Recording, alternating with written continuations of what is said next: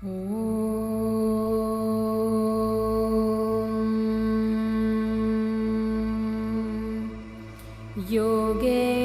चित्तस्य पदेन वाचां मलं शरीरस्य च वैद्यकेन योपाकरोतं प्रवरं मुनीनां पतञ्जलिं प्राञ्जलिरानतोऽस्मि।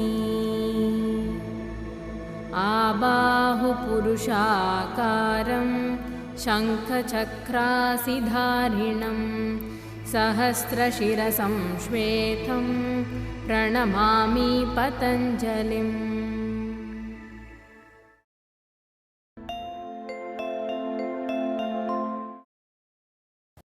In today's episode, we will see Baddha Konasana.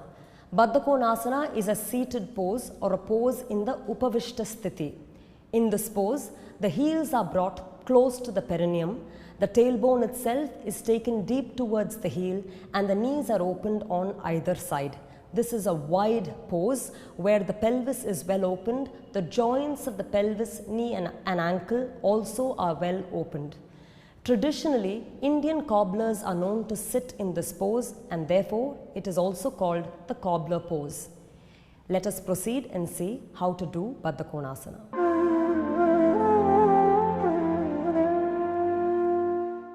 Now we'll take you through the instructions for Baddha Konasana. Like with all sitting poses, Baddha Konasana also starts with Dandasana. Keeping the legs stretched out in front of you, press the thighs down, press the shins down, extend the heel away such that this heel bone, that is the heel pad, sharply extends away. The mounds of the feet are active, the big toe mounds are extending away and the outer edge of the foot is turned back. With this Baddha Konasana, Dandasana, where the legs are steady, the practitioner has to lift the chest, lift the sternum, roll the shoulders sharply back. From there, one leg after the other, you draw into a wide angle as with Baddha Konasana. When the legs come together, it's important that the entire feet are evenly joined together. You're not going to have one foot ahead of the other or the partial contact between the feet such that one is open, one is closed. Both legs should be touching each other at the soles of the feet. With this action, you'll have to roll the chest up, lift the sternum up, take the back ribs in. This is the preliminary position where from Dandasana, you draw the legs in for Baddha Konasana. In Baddha Konasana, the heel should be close to the perineum or the groin, but that is one section of it. After finishing this, you'll have to press the hands and make sure you slightly lift the hips in the air and move the tailbone and sacrum sharply in towards the heel such that there are two ways in which this closes up. One is the heel is drawn close to the perineum, close to the groin. The other, without the tailbone exiting, the tailbone and the sacrum must also engage forward. I will show you that once again. Take the hips back. Here there is a distance. Take the hips back a little more. And the more there is a distance, I'd like you to observe that the knees are up. Because when the knees are up, the pelvis closes. When the knees go up, the pelvis closes. Now, the knees is in a relaxed position. But from here, first the heel is taken closer to the perineum. Here, the more the heel goes closer, you see that the knees descend a little more because the pelvis opens. But more, when you press your hands, lift the buttock up, push the tailbone and sacrum forward and then settle down, making sure the pubis is up, then you see that the descent of the knees is far more towards the ground because the face of the pelvis is open. In Baddha Konasana, the hip and pelvis must be completely opened. One way to do that is to get the heels close, and to complete that, it's important that the buttocks are not out. Moving the buttock forward, the sacrum tailbone must also be taken close to the heel. In that position, you have to roll the shoulders back, lift your chest up. The practitioner at the beginning stage must get the hands forward and interlock the hands around the toes. Keeping the hands firmly wrapped around the toes, the sternum should be lifted sharply up, the shoulder should be relaxed. The shoulder should be taken towards the back of the socket. So, holding with the assistance or support of the hand, the spine should be given a sharp lift. The activation of the back ribs should be from back to front to make sure that the entire surface of the spine is lifted with an open pelvis and the knees rolling down towards the ground. Again, it's not about crashing the knee to the ground, it's about opening the pelvis by which the knee has liberty to travel down towards the ground. This will be the first stage for a beginner. Then the practitioner should undo the hand and in the intermediate stage keep the hands behind the buttock, palm pressed towards the ground. Placing the palm on the ground, sharply take the shoulders back.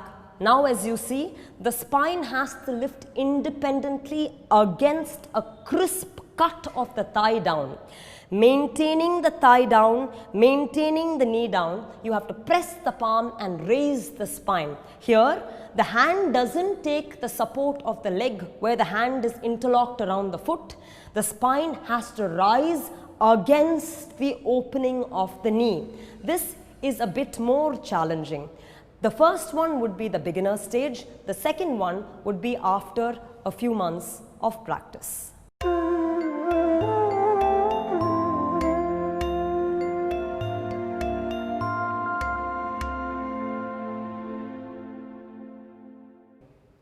I would now like to clarify some actions about Baddha Konasana.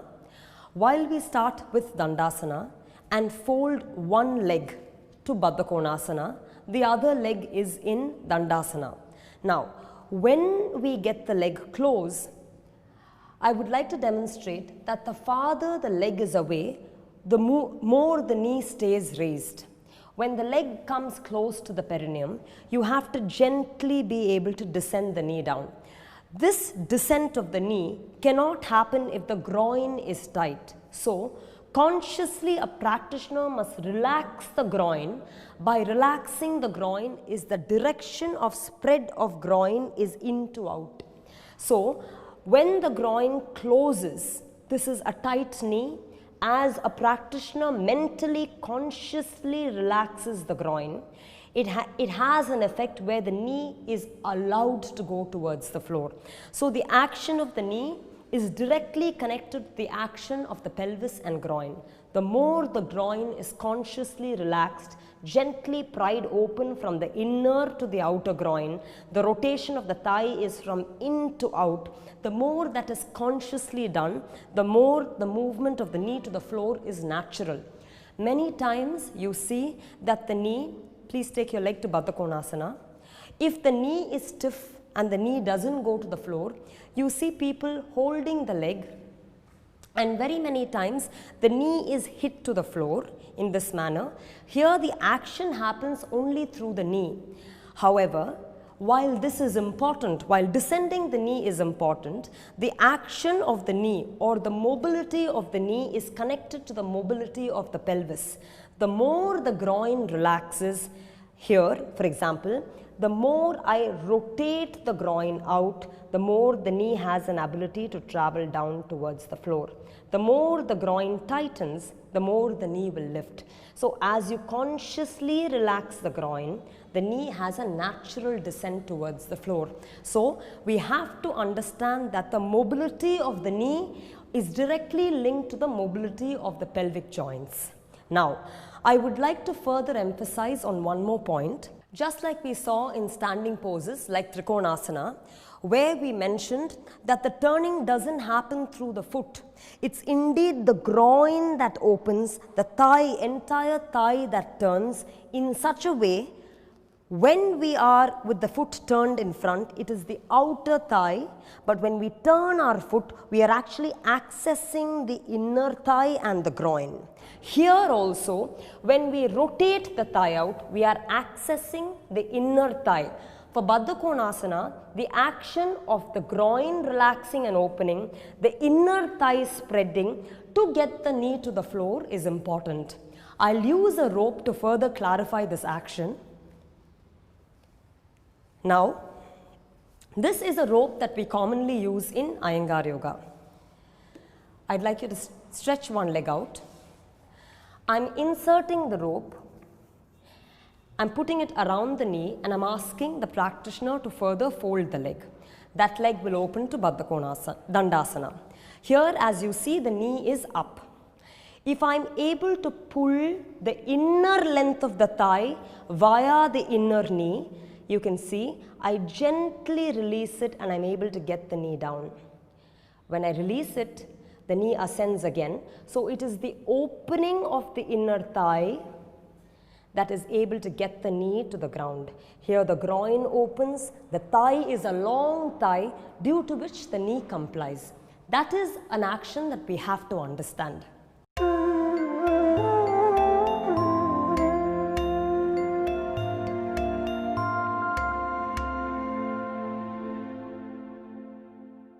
We saw two approaches to Baddha Konasana, one for beginners where the hands were interlocked around the feet, the second where the hands were placed by the sides of the hip to raise the spine. Then we used a rope to show the action of how the openness of the hip is related to the opening of the knee and how the thigh should be widened on the inner side, spread on the inner side so that the hip gives access to open the knee. We did this using a rope, but there is a way by which a practitioner can do it themselves in the practice of Baddha Konasana. Taking the two thumbs, wedging it inside the inner joint of the knee, you have to widen the hands to the side, and you can see it has the same action of the rope. And as you widen your hands to the side, you get the knees down to the floor once again through the hip via the inner thigh through the knee. We can have a practitioner do it for themselves, where the practitioner inserts the thumb into the inner joint of the knee, prise widens, that is, you have to rotate the palm. Holding the knee, you have to rotate the palm from in to out such that the thighs open, and with that you will have to get the knees via the opening of the hips and thighs towards the floor. As the chest remains up, the shoulders remain relaxed but wide, and the entire anterior face of the spine is lifted. How do we know that the anterior face of the spine is lifted? It's well aligned to the pillar, so just like the pillar stands tall and straight, the spine that aligns with the pillar is also made to stand tall and straight against the thigh that is well rooted on the ground. This is the third variation that may be practiced.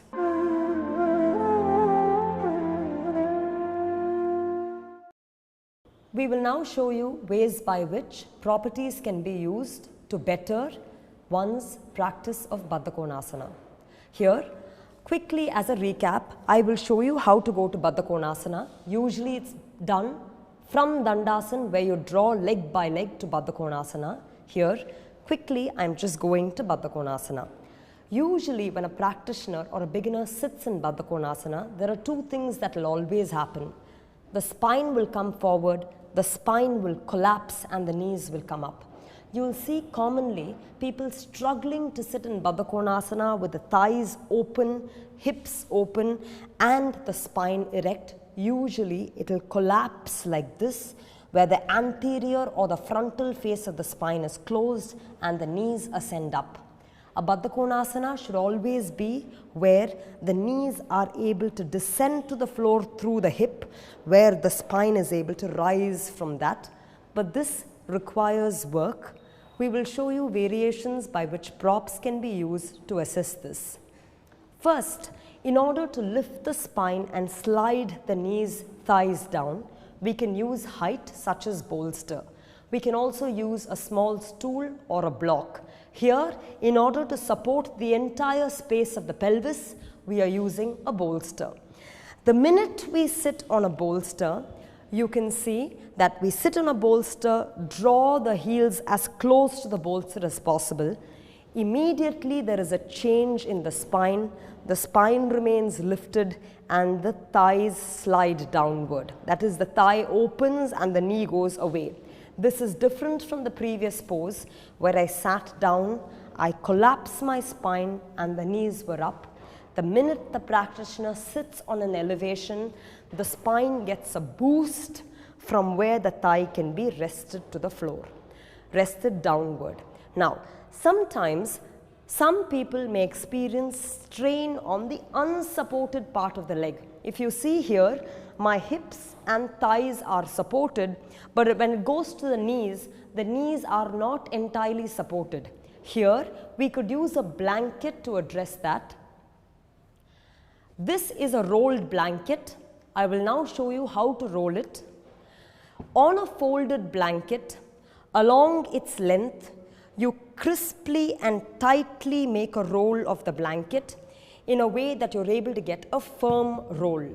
Once you get a firm roll, you then support the outer corners of your knee, both on the right and left. Here, not only does it help open and spread my thighs and touch my knee downward towards a prop, that is one thing, it also offers support such that the knee strain is lessened. Here, supporting the outer knees and supporting the hips, the spine can raise up, against which the thighs can be gently opened downward, pelvis can be opened. This is a way by which the spine as well as the hips and knee, all three are addressed.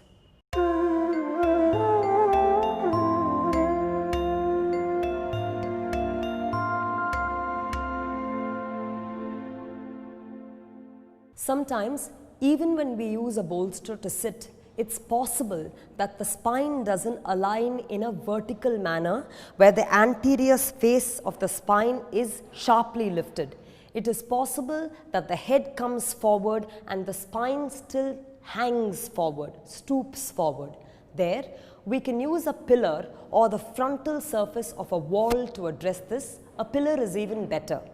Placing a bolster against the pillar, we then move back in such a way that the hip or the buttock is completely wedged against the pillar, such that when the hip lands on the bolster, you're able to have the back completely wedged against the wall, upon which you're able to lift the chest up. Here the space you see is dorsal engagement, though the lower back is firmly placed against the wall. This contact shouldn't become this. This is wrong. This space at the lower back is wrong. You must direct the abdomen such that the lower back is placed on the wall against which the chest raises up. Here, using the verticality of the pillar, we build the verticality of the spine, cutting the shoulders sharply back. This is commonly done so that not only can the practitioner use the pillar to improve one's Baddha Konasana and the spinal position, but also one can do this for many minutes and therefore spend time establishing this position, therefore resting against a wall or using the wall or pillar as a surface against which Baddha Konasana is built can be done for prolonged correction.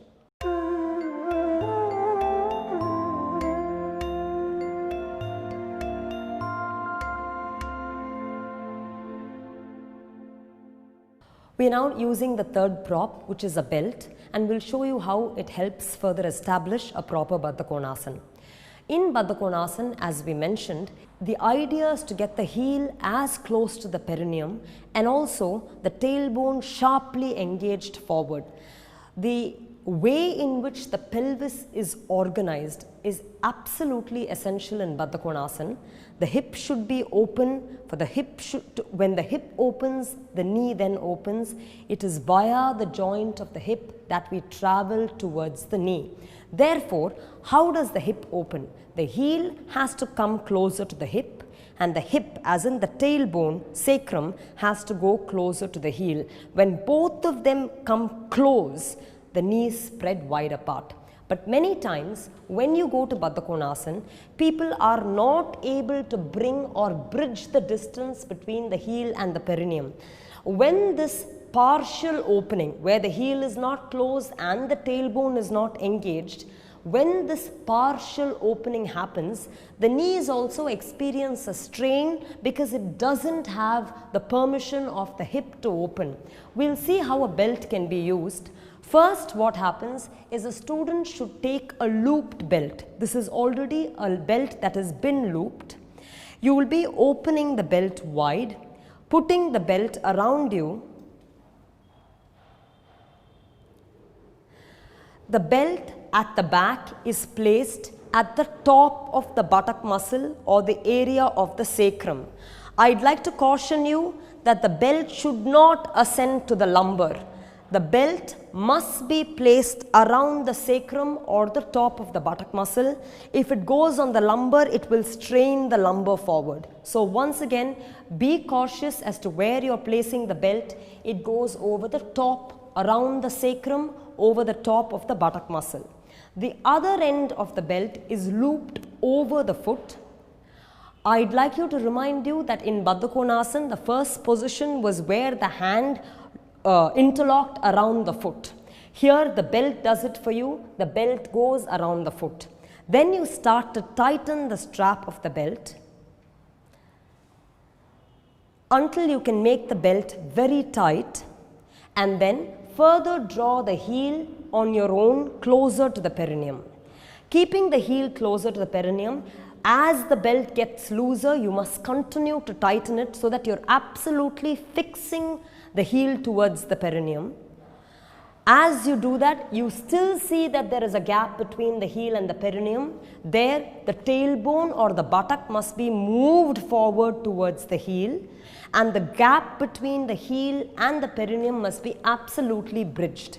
There you further tighten the belt. As you see, as you go on tightening the belt starts to hold the position for you. It holds you in a position where it habituates the hip to open, the tailbone to participate, the heel to come into alignment. Here, you can keep the pose for some time and make sure the body trains itself to be in this position, thus holding a proper Baddha Konasana and making it a practice over time.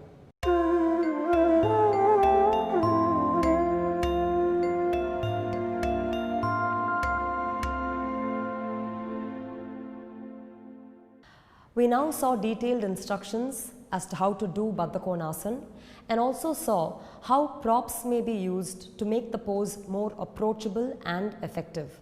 Baddha Konasana is a pose in the seated state or Upavishta Sthiti.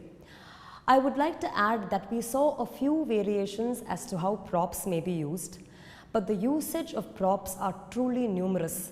Depending on a person's constitution and condition, props may be adapted in several ways by which an asana can be made effective. This must be studied under the guidance of an experienced instructor.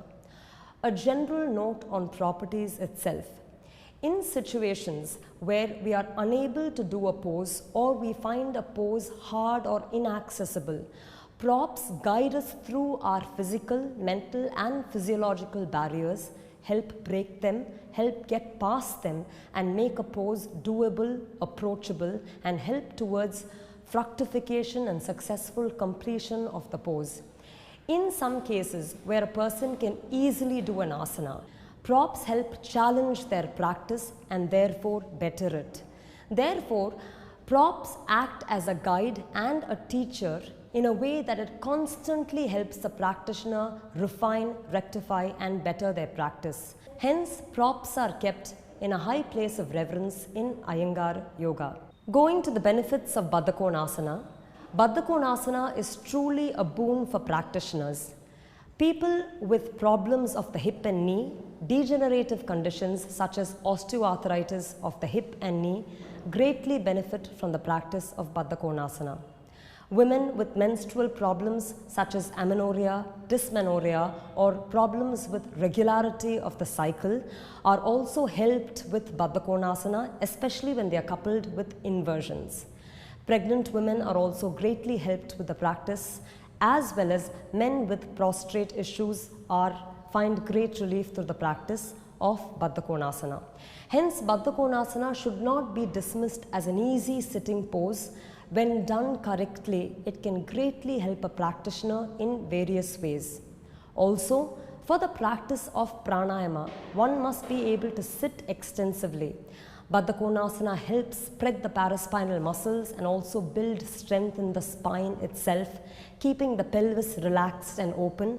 All of these are important for a constant and established practice of pranayama. Hence, this pose in the Upavishta Sthiti must be practiced regularly on a daily basis. Thank you.